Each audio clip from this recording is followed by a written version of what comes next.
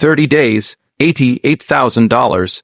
That's what the HOA claimed I owed before I even moved a single box into the ranch I bought at auction. No contract, no signature, no agreement. Just a number big enough to ruin a man overnight. On day 5, things turned ugly.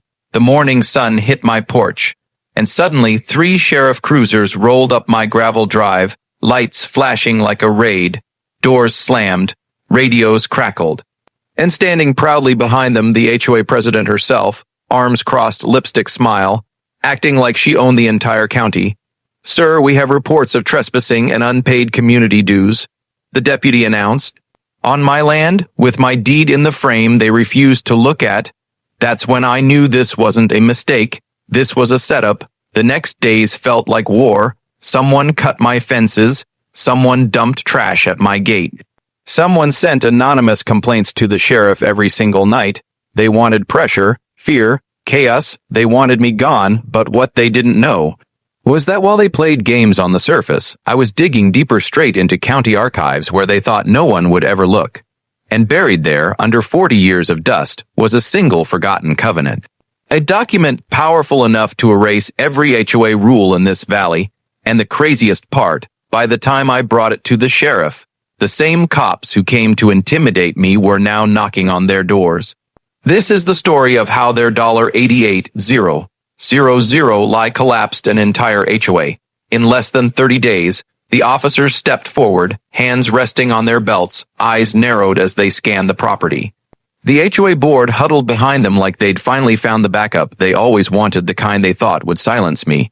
But that's the thing about people who abuse authority. They forget real power doesn't arrive in sirens. Sometimes it comes wrapped in silence. I didn't move, didn't flinch. I simply raised the old, weather-stained folder in my hand, the one I found buried in my grandfather's wooden trunk, sealed with a rusted latch that hadn't been opened in decades. The lead officer frowned. "What's that?" "Proof," I said, letting the word drop like a hammer. "Proof that before this neighborhood existed, before the HOA had a name, before any of you even imagined putting up fences and rules, my family owned every inch beneath your shoes." The board members stiffened. One of them whispered, "This can't be right." But I stepped closer. Enough for the sun to catch the faded signatures and government stamps untouched. Original, indisputable. "You see," I continued, voice calm but sharp enough to cut. "You can fake violations, fake warnings, even fake authority. But you can't fake history." The officer took the folder, flipping through each page slowly. His expression changed, first confusion, then realization. Then something the HOA had never seen from law enforcement: respect. Behind him, the HOA president's face drained of color. And for the first time since this war began. They weren't marching toward me. They were backing away, because now they understood. They didn't trespass on my property. They trespassed on a legacy, and I wasn't done protecting it. The officer snapped the folder shut, his jaw tight as he turned back to the HOA board. "I need all of you to step back," he said firmly. That one sentence hit them harder than a court order. The HOA president blinked fast, her voice cracking. "Officer, this must be some mistake. He has to follow our rules. This neighborhood. The officer interrupted, "Sits partly on land that isn't under your authority." He pointed at the documents, "and some of your fences are built inside his boundary." A stunned silence fell over the street. The board members exchanged panicked looks, the kind you see when people realize they've been loud, wrong, and about to pay for it. I didn't gloat. I didn't even smile. I simply walked past them toward the old iron gate they tried to claim as community property. The sun caught on its rusted bars as I ran my fingers across the metal. "This gate," I said quietly, but loud enough for their shaky breaths to hear, "was welded by my grandfather in 1954.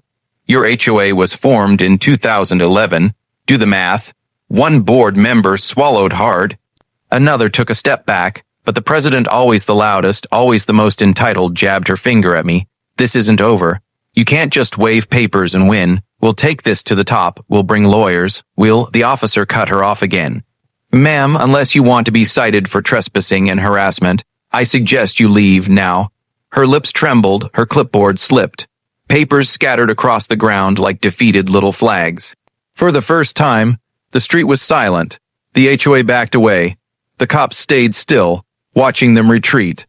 And I stood there, at my gate, with the weight of history behind me, and the law finally on my side.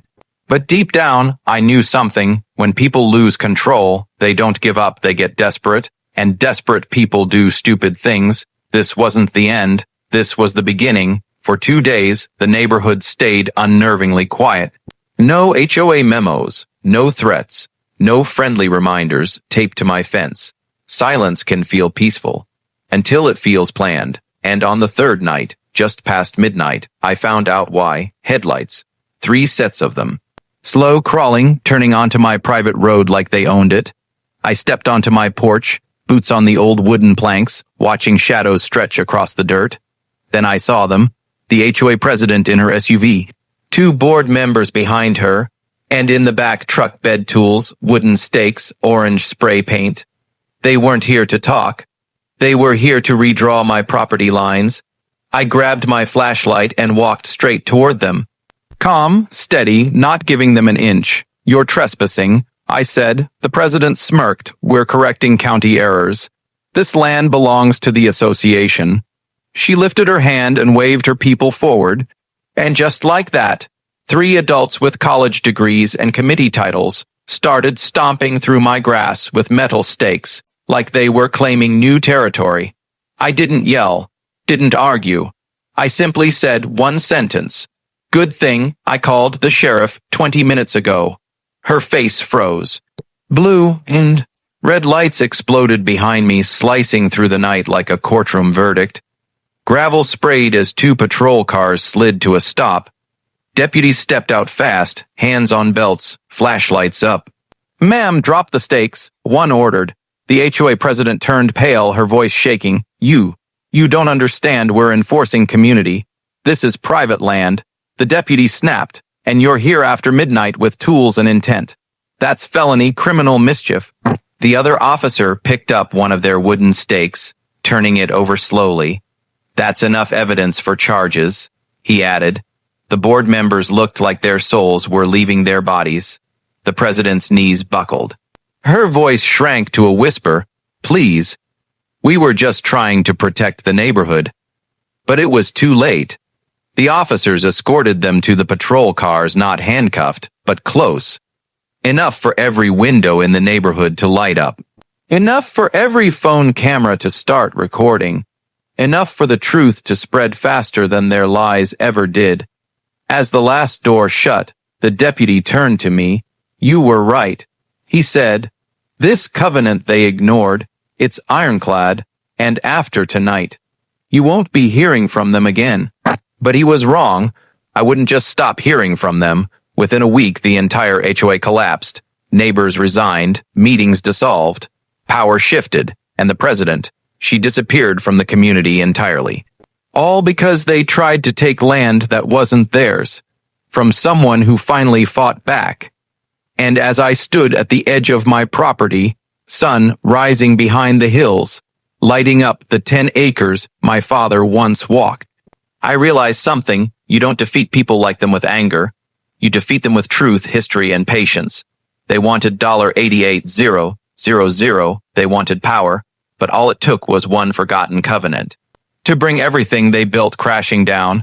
If you enjoyed this story, please like and subscribe for more videos. Thank you.